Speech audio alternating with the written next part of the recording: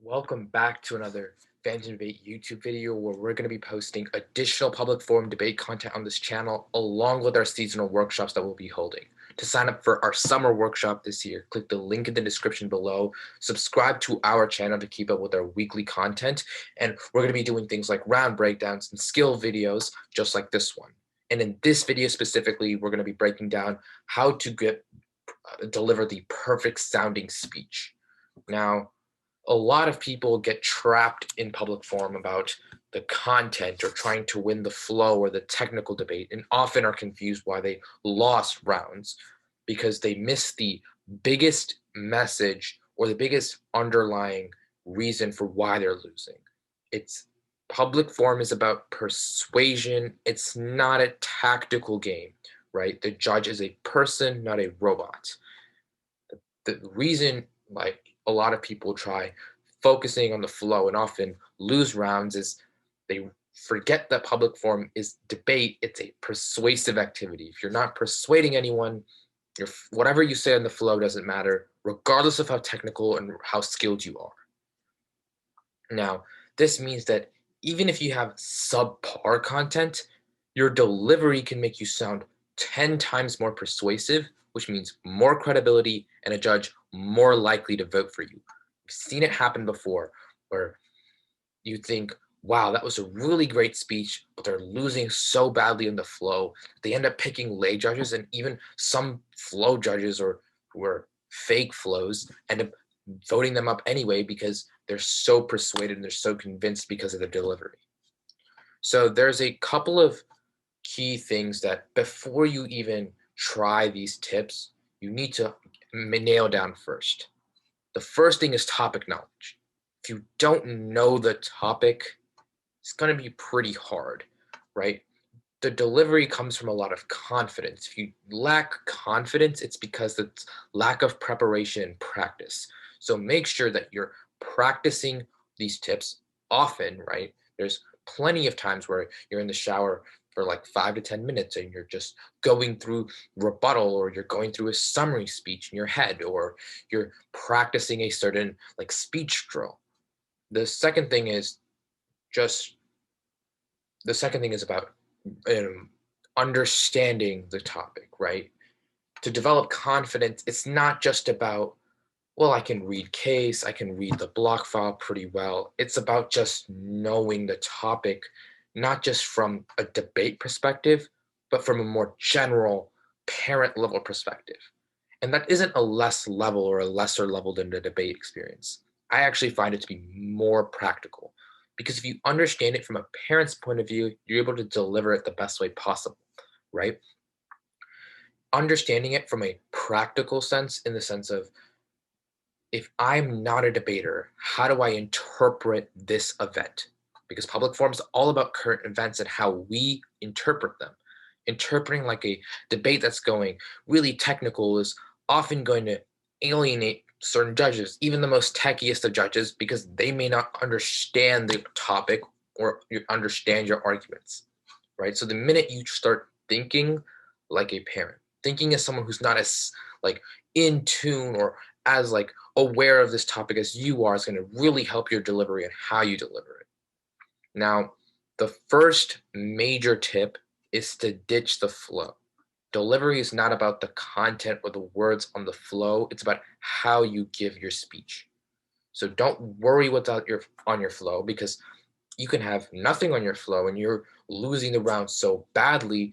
But if you're going to deliver a speech properly, there's a chance you could pick up what you've left behind in terms of content. The second thing is to create a sound and consistent order in your speech. We often call this the off time roadmap. And the problem with a lot of debaters is they just say off time roadmap is, I'll be going through our case, then their case, right? And it rarely ever changes. The problem with that is your off time roadmap should not be just the same throughout every single debate round in your entire life, right? It should be flexible, it should be malleable depending on how the round is going and the best way you think will engage the judge, right? Engagement is part of delivery. So, for example, In an off-time roadmap, for a summary example, I may not just go their case, our case, weighing. I might go weighing, our case, their case. The way I determine my order is by two things. One, what was said last by my opponents, and I'm starting with there. So, for example, my opponents just in first rebuttal trashed my case for 4 minutes. So I'm not going to start on their case. That doesn't make a lot of sense, right? The judge is not going to be engaged, or the judge will be confused about what's going on. But if you start addressing the responses made in first rebuttal, they sound less credible. You sound more credible. Because you're picking off where they just left off. And so the judge is probably remembering the responses and a lot of the analysis a little bit more. The second thing is, does this order help my narrative? What is the story I'm trying to tell here, right?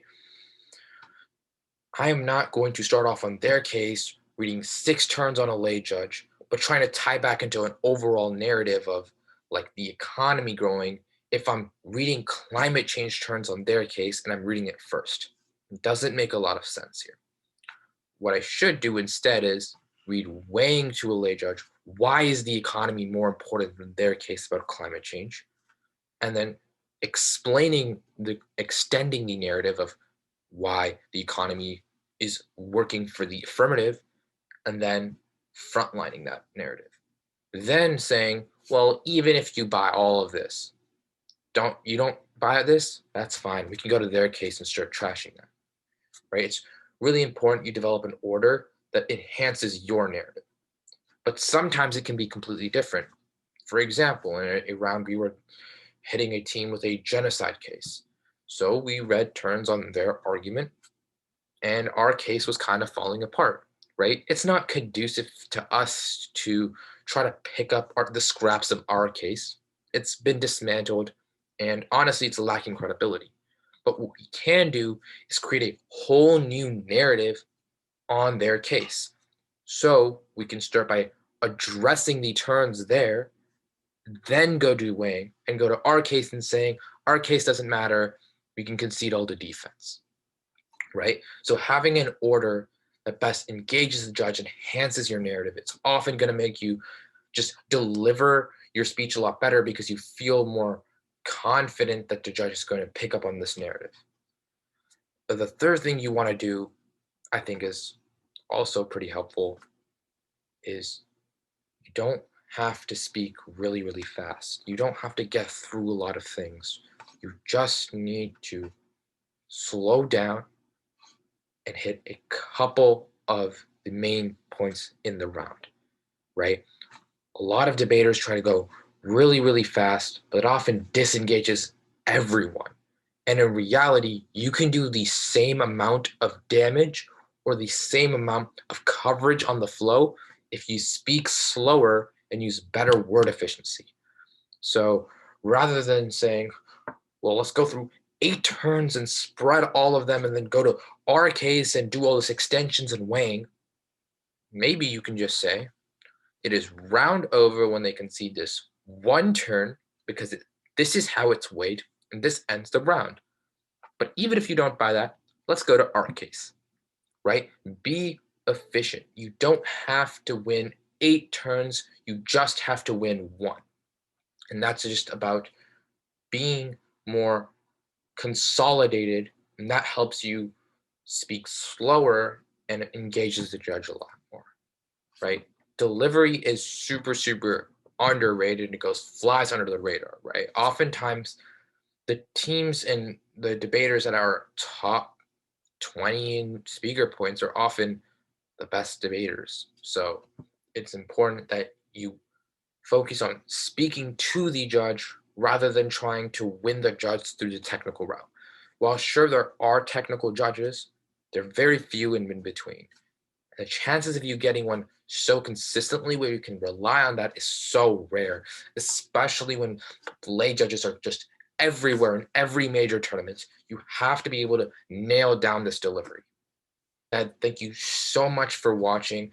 If you enjoyed this video, make sure to subscribe to our channel. We're dropping round breakdowns and other tip videos like this. Let us know in the comment section how we can improve these videos and what other videos we should drop.